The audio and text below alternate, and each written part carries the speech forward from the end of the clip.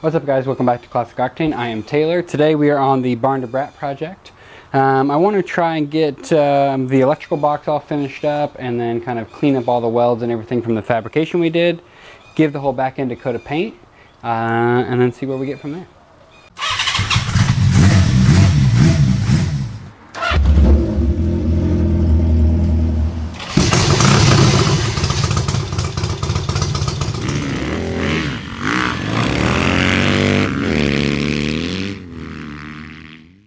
Before we get started on that, I wanted to give you guys an update on the gas tank.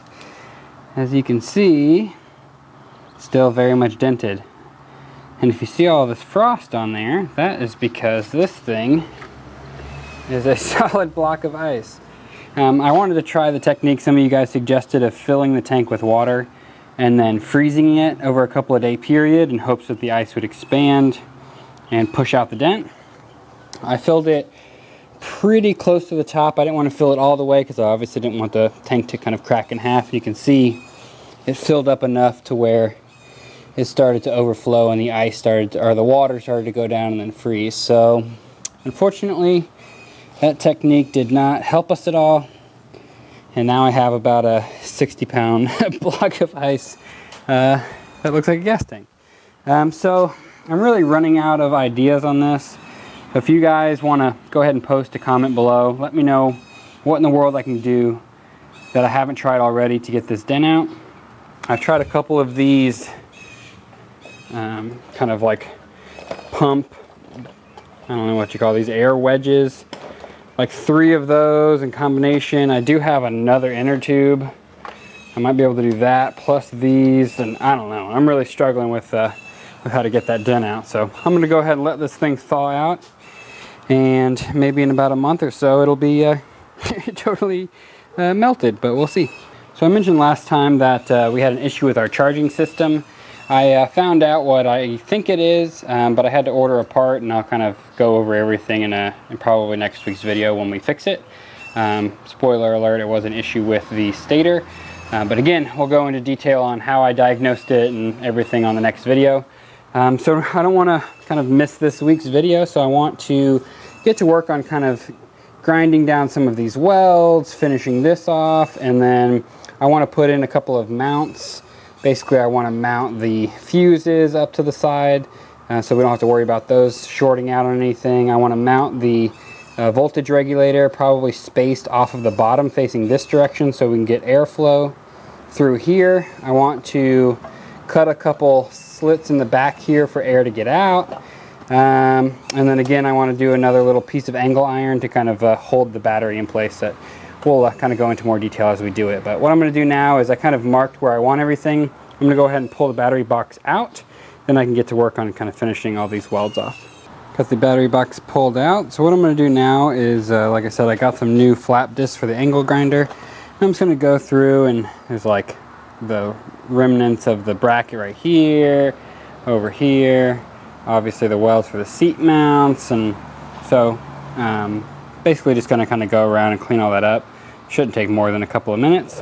Went ahead and threw a sheet over everything just to try and protect as much as I can, and also kind of keep the engine we just cleaned from getting just coated in metal shavings.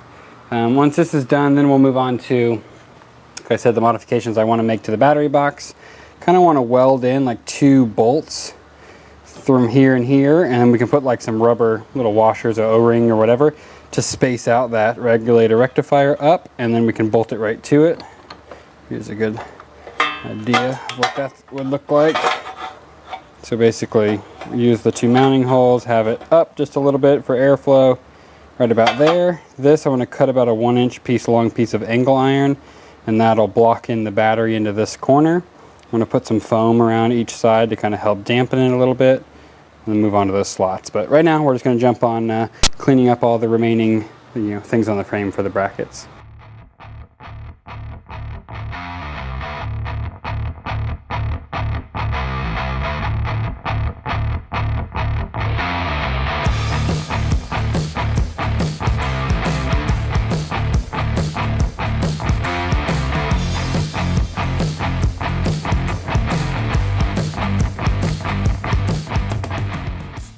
Got the frame all cleaned up. And all the brackets and everything totally gone, and about as clean as I care to get it. You know, it could be a little bit better, but honestly, you know, it's pretty darn good. And then when it's painted black and stuff, any of the little crimes should be hidden. So I'm going to go ahead and hit that with a coat of paint after I mask off these shocks. This is the paint I like to use. It's a VHT roll bar and chassis paint. It's the paint I used on the Triumph hardtail frame over there, and I've had really good luck with it. 0 chips, and you know, it's holding up really well. So I'm going to go ahead and give this a coat. While that's drying, we'll move on to the couple of things we want to do to the battery tray. Got the first coat on and drying up. So another 5 or so minutes, I'll give it another shot. But so far it's looking really good. Like I said, in the meantime, let's jump over here. First thing I want to do is get the angle iron mounted. So I'm just going to cut, like I said, about 1 inch off of that. We're going to tack weld it right on there. Then we will weld on our 2 nuts. For the slot back here, what I'm thinking is I'm going to drill kind of 4 holes, you know, at the extremes, and then I'll use the angle grinder to kind of meet in the middle, and we'll have kind of 2 nice slots running down. Once that's done, I want to actually tack on another small bolt right here for our fuse holder to clamp onto. Quick update, got a little angle iron welded in for my battery, got the 2 posts for the voltage regulator, and got the 1 post off for the fuse holder. I think 1's fine. You know, it'll kind of space it out, and this thing's not going to have a lot of torque on it and stuff, so I don't really see the need of trying to get 2. And this top one, the bolt, will be a lot easier to get to. Now I'm going to drill the 4 holes and do the slots, clean those up a little bit, show you guys what it looks like before we give it a couple of coats of paint. Got the first coat of primer going on the box. As you can see, I ended up going with 2 long slots across the whole back. I really don't want to be limiting the airflow here. So we're just going to give it a couple of coats of primer, maybe just 1 good one, maybe 2, then we'll hit it with some black. The reason I wanted to prime this is because it's soft, or not soft, smooth metal. I did scuff it down with 80 grit to try and get some, you know, thing for the paint to stick to, but this is an etching primer, so it should help the paint stick really nicely. So give this a few minutes, hit it with another coat, give that a little while, and then we can hit it with some color. First light coat of black is done. Looking pretty good. I think I'm probably going to end up doing maybe 3 total coats of it. So just rinse and repeat. Give you a final look. Nice and clean.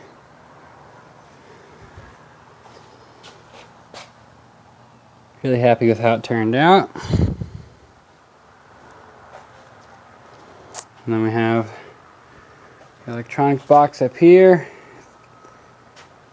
3 coats of black on it. So I think that'll be really nice.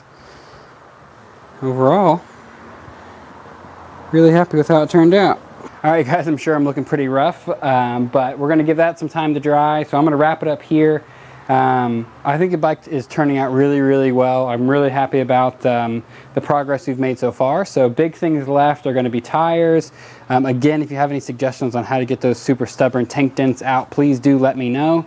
I'm willing to try just about anything. I don't want to permanently damage the tank by, you know, over pressurizing it with air or something like that, but short of cutting it up, because again, I want to try and keep that patina. Let me know your paintless dent removal techniques, and we'll try them out on the channel and see if it works. But that's going to do it, like I said, so make sure to subscribe if you guys haven't already.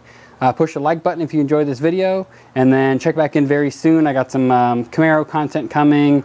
We got some stuff we got to do on the Triumph, and of course tons more work on this bike. So I'll see you guys soon.